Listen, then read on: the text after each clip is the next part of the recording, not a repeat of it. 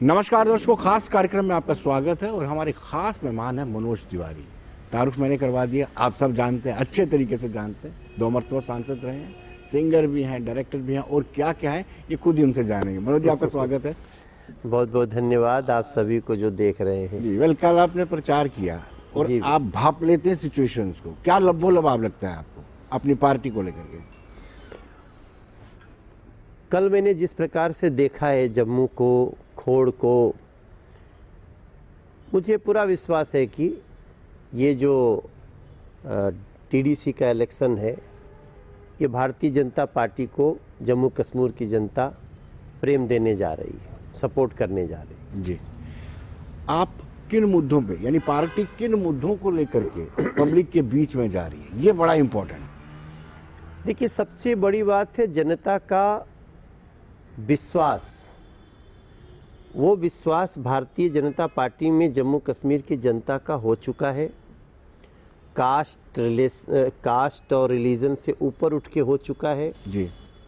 और जो लोग पे पहले जम्मू कश्मीर विश्वास करता था, उनसे विश्वास उठ चुका है जनता का। जी, क्योंकि हमारे बोलने से पहले लोग बोलने लग रहे हैं कि अच्छा हुआ रोशनी एक्ट पे मोदी जी ने रोशनी डाल दी। जी। तो अभी तो मैं बोला भी नहीं था, तब तक किसी ने बोल दिया। जी। हमारे से पहले किसी ने कह दिया कि भाई ये तो इलेक्शन मोदी जी नहीं आते तो डिस्ट्रिक्ट को डेवलपमेंट का अधिकार ही नहीं मिलता, वो परिषद ही नहीं बन सकती। एग्जैक्टली, बिल्कुल बिल्कुल। तो अब तो कुछ बातें होती हैं समझाई जाती हैं, कुछ बातें होती हैं बिल्कुल क्रिस्टल क्लियर समझ में आती हैं। जी। शासन का सबसे जो अंतिम पायदान है वो लोकल बॉडीज है, वो भी यहाँ हुआ और अब डिस्ट्रिक्ट डेवलपमेंट काउंसिल का चुनाव हो रहा है। जितना फंड है उसको खर्च करने का अधिकार, कहाँ खर्च करने का अधिकार, कैसे खर्च करने का अधिकार, कितना खर्च करने का अधिकार, वो जिला को हो जाएगा, जिला विकास परिषद को हो जाएगा। तो मैं समझता हूँ ये नरेंद्र मोदी जी की बीजेपी की नीति ही जम्मू कश्मीर को विश्वास दे रही है कि अब हमारा भला होने वाला है, जम्मू कश्मीर के जन जन का भला होने वाला है। कुछ नेताओं का तो नुकसान होगा ही, क्योंकि उनका जो वो जनता की जो हक थे वो मारे जा रहे थे, वो नहीं मिल पाए।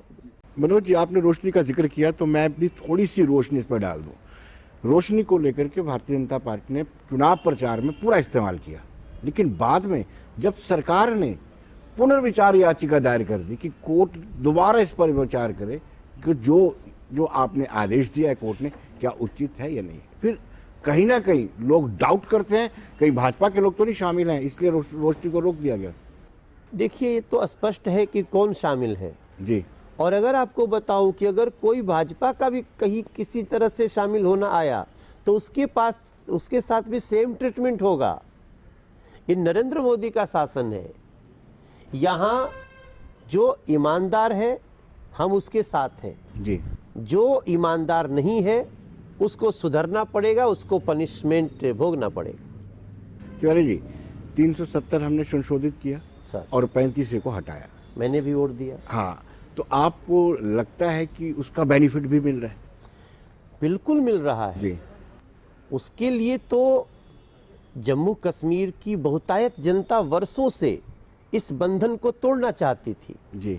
1947 में हम आज़ाद हो गए, पूरा भारत आज़ाद हो गया, लेकिन जम्मू कश्मीर में 370 की और 35 की बेड़ियां लगी रहीं। उसको तोड़ने के बाद जो हम अब देख रहे हैं, जो खुशी है, क्योंकि अब जैसे हाईवेज बन रहे हैं, जैसे लोगों की शक्तियों की बात हो रही है, तो लोग तो समझ रहे हैं उसको कि और ये करने वाला, ये देने वाला नरेंद्र मोदी। प्रचार में इसका इस्तेमाल भी किया जा रहा है, कहा जा रहा है कि हमने 370 तोड़ा, 35 तोड़ा। हम बहुत ही बड़े ही भाव से और बड़े विश्वास से ये बात करते हैं और लोग उस पर विश्वास करते हैं, क्योंकि बंधन कैसा जी, स्वतंत्रता तो सबसे बड़ी यही होती है कि हमारे पास किसी प्रकार का बंधन न रहे। जी। भारत का एक अविभाज्य हिस्सा, भारत का मुकुट है जम्मू कश्मीर जी। तो उसमें कैसा बंधन, उस बंधन से मुक्ति के बाद बहुत खुशियां हम देख रहे हैं और उसका परिणाम भी दिख रहा है सड़क पे। तिवारी जी, कहीं ये रेफरेंडम ना बन जाए, अगर बीजेपी सही पोजीशन नहीं लाती है, यानी ठीक से जीत नहीं पाती है, तो लोग इसको रेफरेंडम के रूप में मत ले कि 370 हटाया, 35 से हटाया और उसके बाद लोग जम्मू कश्मीर यूटी के लोग खुश नहीं है अगर आप जीत नहीं पाते हैं। सरकार की, भारत सरकार की केंद्रीय नीतियां होती हैं जी और जो ये चुनाव होते हैं वो रेफरेंडम नहीं होता है जी। वो चुनाव तो विकास के अपने, इस चुनाव में अगर वोट डाल रहे हैं लोग तो समझ लीजिए कि केंद्र सरकार की नीति जीत गई। ये नहीं, इसमें कोई दो राय नहीं है कि किसी ने कल्पना नहीं की थी कि 1.25 साल बाद 5 अगस्त 2019 को इसको रिपील किया जाता है, 1.25 साल बाद इलेक्शन घोषित किए जाते हैं। गुपकार एंड पार्टी पहले कहती है कि हम किसी भी चुनाव में तब तक शामिल नहीं होंगे जब तक हमारा कॉन्स्टिट्यूशन, हमारा एजेंडा वापस नहीं दिया जाता। उसमें भी आज पार्टिसिपेशन 33-34% कश्मीर वैली की बात हो, यूं तो 50 से ज्यादा है। क्या इसको आप अपनी जीत मानते हैं, केंद्र सरकार की नीतियों की जीत मानते हैं? 100% इसको भारतीय भावना की जीत है, केंद्र सरकार के वर्तमान नीतियों की जीत है।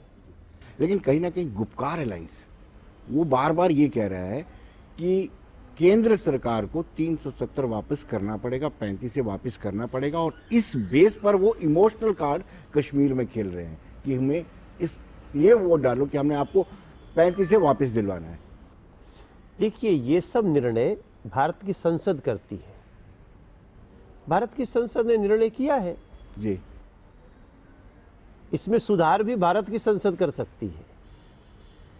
बाकी जहां तक जम्मू कश्मीर के अन्य चुनावों का जो भी मतलब है, उसमें भाग लेना और न लेना में जरूर जीत हार है। राइट।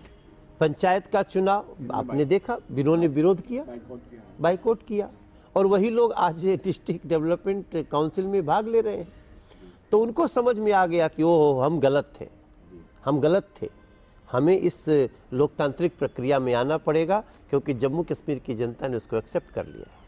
लेकिन तिवारी जी, लोग आरोप भी लगाते हैं आप पर, बीजेपी पर आरोप लगाते हैं, आप पर नहीं, बीजेपी पर आरोप लगाते हैं। बीजेपी माने आप जी, हम हैं। अब आप बैठे हैं तो वो कहते हैं कि जब तक बीजेपी को इनकी जरूरत होती है ये दूध के धुले हुए नजर आते हैं। जब सरकार बनानी हो महबूबा मुफ्ती बड़ी राष्ट्रवादी नजर आती है, जब सरकार से बाहर जाती है तो इसको राष्ट्र विरोधी कहा जाता है। ये भाजपा के लोग, देखिए, भारतीय जनता पार्टी गठबंधन धर्म का बहुत अच्छे से पालन करती है विनोद जी, और मैं उस समय बहुत अच्छे से देख रहा था वो चुनाव। हमने कोशिश की थी कि इस तरह से जम्मू कश्मीर को आगे लेके चला जाए। हमारी कोशिश में हमारी पूरी ईमानदारी थी, लेकिन हमारे लिए एक समय पे आकर के ना पार्टी प्रमुख नहीं रह जाता, फिर हमारे लिए देश प्रमुख रह जाता है। जिस दिन वो बात आई, हमने वो गठबंधन तोड़ दिया, हम अपने रास्ते चले, क्योंकि सिर्फ सत्ता की बात हुई तो चली रही थी, लेकिन हमें सिर्फ सत्ता से मतलब नहीं था। मैं जम्मू कश्मीर की महान जनता को बोलना चाहता हूं कि हम तो पंचायत को अधिकार देने के पैरोकार हैं, हम तो जिला परिषद को अधिकार देने के पैरोकार हैं। गांव अपनी विकास की गाथा खुद लिखे। तो भारतीय जनता पार्टी, मैं आपको विश्वास दिला दूं, मैं अभी मेरी आयु भारतीय जनता पार्टी में 7 साल होने जा रही है, लेकिन मैं समझता हूं, आप देखिएगा आने वाले 1, 2, 3 वर्षों में भारत वर्ष में भारत के लोगों का सिर्फ और सिर्फ भारतीय जनता पार्टी पे विश्वास रह जाएगा। तिवारी जी, इतनी कम आयु में कितना प्रेम आपको संगठन से मिला? हमें तो प्रेम तो बहुत अपार मिला है, लेकिन हम संगठन के प्रेम के लिए आए ही नहीं हैं जी। हम तो जो उद्देश्य थे, जिनको हमारा विश्वास था कि नरेंद्र मोदी जी पूर्ति करेंगे, वो पूरा हो रहा है। मैं गदगद हूँ।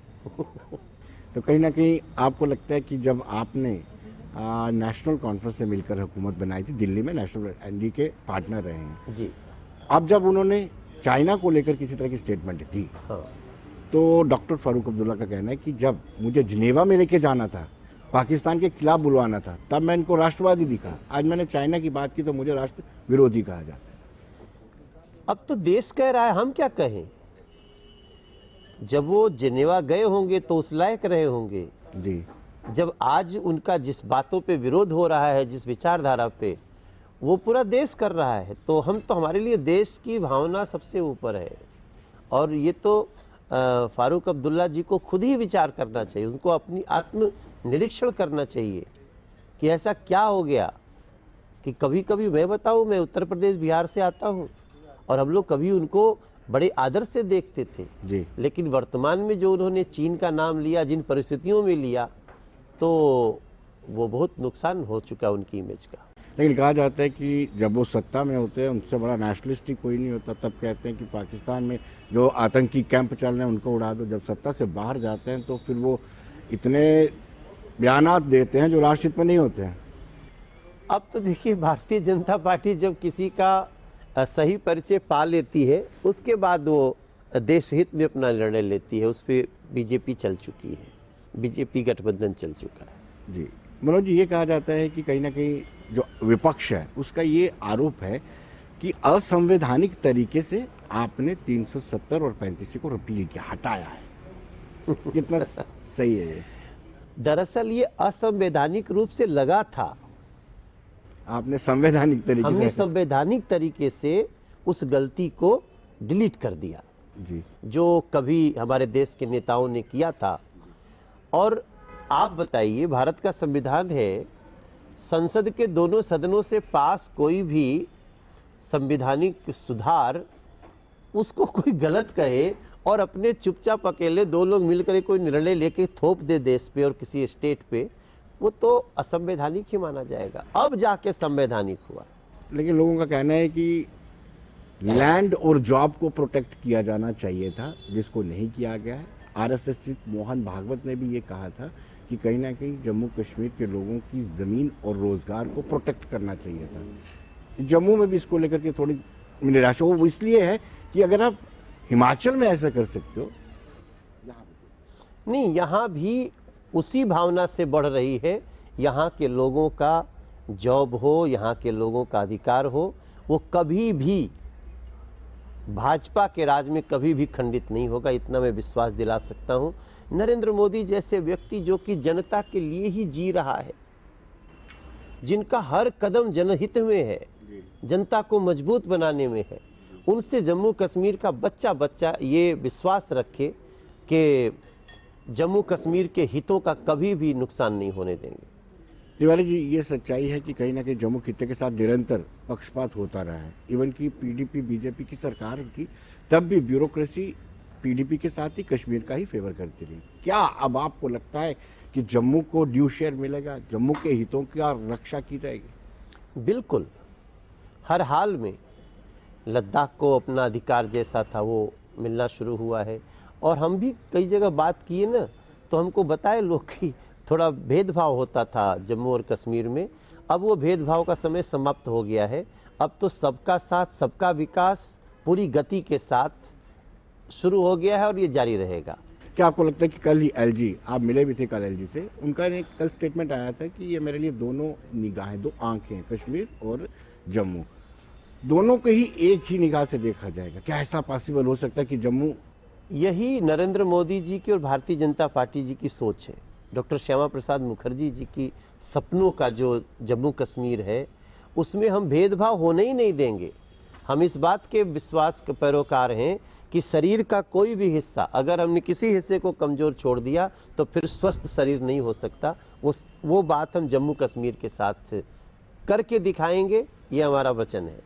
तिवारी जी, जब सरकार बनी थी तब ये कहा जाता था कि श्यामा प्रसाद मुखर्जी के बलिदान पर पैर रख करके इन्होंने सरकार बनाई है। तब ये दो झंडे, जितने भी कैबिनेट मिनिस्टर थे बीजेपी के, दो झंडे लगा के चलते थे, तो लोग उंगलियां उठाते थे कि श्यामा प्रसाद का स्लोगन ये था, एक विधान एक प्रधान एक निशान। लेकिन आज इन्होंने दो विधान भी ऑप्ट किए, दो निशान भी ऑप्ट किए और दो। देखिए, वो समय हमारे लिए बहुत कठिन था जी, जब हम चाहते हुए भी वो नहीं कर पाए थे, क्योंकि हम कोई भी चीज ना जबरदस्ती नहीं करना चाहते, हम संवैधानिक रूप से करना चाहते हैं। वो लक्ष्य पाने में हमें थोड़ा समय लगा, लेकिन आज डॉक्टर श्यामा प्रसाद मुखर्जी जी की आत्मा संतुष्ट होगी कि उन्होंने जो रास्ता दिखाया था जम्मू कश्मीर, उस पे चला। जम्मू कश्मीर के सांसदों ने उस पे अपना मत दिया। जी। तिवारी जी, आपको लगता है कि कल्चरल एक्सचेंज की जरूरत है? कश्मीर का कल्चर और जम्मू का कल्चर, हालांकि जम्मू के कल्चर, डोगरा कल्चर जिसको कहते हैं, वो पूरी तरह से दब गया था, उसको अंडरमाइन कर दिया गया था। क्या अब किस तरीके से, क्योंकि आप कल्चर से जुड़े हुए हैं, कला संस्कृति के साथ जुड़े हुए हैं, कैसे उनको प्रमोट किया जा सकता है और किस तरीके से? कल मैं यहाँ के यूथ से मिल रहा था, युवाओं से, तो युवा मैंने संवाद पूछा, युवा संवाद युवा आपका चल संवाद रहा है। हमने किया, तो हमने पूछा कि यहाँ डोगरी का सुपरस्टार कौन है? जी, तो लोग बोले कि लता जी के बहुत सारे गीत हैं। हमने कहा लेकिन अपना भी तो कोई, तो हमारे यूथ के लोग कुछ नाम लिए लेकिन उस स्तर पे नहीं ले पाए। उस स्तर पर मैंने उनको अभी यहाँ से 100 लोगों की टीम को सांस्कृतिक आदान प्रदान के लिए अभी मैंने दिल्ली उनको आमंत्रित किया है। हो सकता है जनवरी में वो आए, और मैं इस पे बहुत फोकस्ड हूँ। मेरे सपने में आज से नहीं, जम्मू कश्मीर के गांवों में, गलियों में, डल लेक के पास हम जाएं, हम वहाँ मिलें, हम वहाँ फिल्मों की शूटिंग करें, हम वहाँ की संस्कृति को जानें। अब मैंने कल ही रात प्लान कर लिया है कि मैं भी डोगरी गाऊंगा। तो मैं यही सवाल आपसे पूछने वाला कि अगर मौका मिलता है तो क्या आप डोगरी में गाएंगे? मैं डोगरी में गाऊंगा भी, और डोगरी के टैलेंट को बहुत जल्दी एक टैलेंट हंट भी रखूंगा। हम चाहते हैं कि डोगरी के सांस्कृतिक कलाकारों का भी, जो कश्मीर के लोग हैं उनकी, इन सब से हम लोग का समन्वय हो। मैं समझता हूँ मेरा सांसद के प्रति जम्मू कश्मीर के साथ एक सुंदर ये याद रखा जाएगा कदम। बिल्कुल, लोग आपको याद रखेंगे अगर इस तरह का आप इनिशिएटिव। मैं करूंगा और कोशिश करूंगा कि फिल्मों के जरिए भी इसको हम लोग पर्दे पर दिखाएं। आपसे पर्सनल बात जानना चाहूँगा, 1996 के बाद आज आप माता वैष्णो देवी के दर्शनों के लिए कितनी आस्था है? देखिए, वैसे तो भले ही मैं 96 के बाद अभी आया हूँ, मैं 96 में था तो आया था तो कोई थोड़ी जानता था। मैं जम्मू स्टेशन पे उतरा, कोई एक थे हमारे परिचित, वो उनको स्टेट बैंक में थे, उनको सरकारी यात्रा मिली थी, मैं भी उसमें इसमें लगेज बन गया था। और लेकिन मैं इतने समय तक रोज याद करता हूँ माँ को। जहाँ भी मुझे लगा कि आशीर्वाद की जरूरत, तो आंख बंद किया तो फिर वो तीनों माँ की पिंडी हमारे दर्शन में होते। वो चढ़ाइयाँ तो वो तो कभी नहीं गया, कभी नहीं, क्योंकि मेरा जीवन ही बदल गया। जी, जो एल्बम में निकालना चाहता था पिछले 4 साल से, वो उसका एक मास्टर लेके मेरे पॉकेट में था। दर्शन किया, वापस जब गया तो गुलशन कुमार जी ने उनको सुनते ही उनको बहुत अच्छा लगा, पता नहीं उसमें क्या मिल गया स्वाद, और रिलीज हो गया। और फिर सारे उत्तर प्रदेश, बिहार में मेरा ही गाना बज रहा था, फिर तो पूरा देश जान गया। माँ के दर्शनों के बाद किस तरीके से आपने कौन कौन सा पड़ाव पार किया? अभी तुम पीछे मुड़ के देखे ही नहीं है विनोद जी। मैं जब यहाँ आया था तो मेरी अपनी कोई जॉब नहीं थी, मैं जॉब के लिए भी स्ट्रगल कर रहा था। और अब तो आप देखिए, मैं 4900 गाने गा चुका हूँ, 98 फिल्में कर चुका हूँ, अपनी भोजपुरी संस्कृति को दुनिया भर में 12 देशों में प्रतिष्ठापित किया हूँ। नीदरलैंड में हमारी जीते जी डाक टिकट पे फोटो चल रही है। हम देश के सांसद हैं, लोकसभा के, दिल्ली से दूसरी बार सांसद हैं, और नरेंद्र मोदी जैसे यशस्वी एक संत जो प्रधानमंत्री के रूप में काम कर रहे हैं, उनकी टीम का हिस्सा हूँ। और अब जम्मू कश्मीर में वापस कदम रखे हैं, तो जम्मू कश्मीर की संस्कृति के साथ मैं उसको बहुत ऊपर देखना चाहता हूँ। जम्मू कश्मीर कई मायनों में जाना गया, लेकिन अब मैं चाहता हूँ कि जम्मू कश्मीर अपनी संस्कृति के रूप में जाना जाए, ऐसा मैं प्रयास करने वाला हूँ। तिवारी जी, आप 5000 का आंकड़ा पार करेंगे, 200 फिल्में करेंगे, क्या कोई इच्छा है आपकी? होना चाहिए एक लक्ष्य।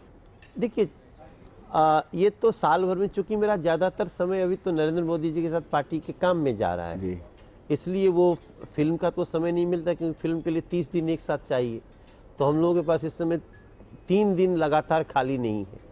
लेकिन मैं गाना गाता हूँ, मेरा सोर्स ऑफ इनकम भी मेरा गाना ही है। अभी कोरोना संकट में थोड़ा डिस्टर्ब है लेकिन फिर से वो होगा।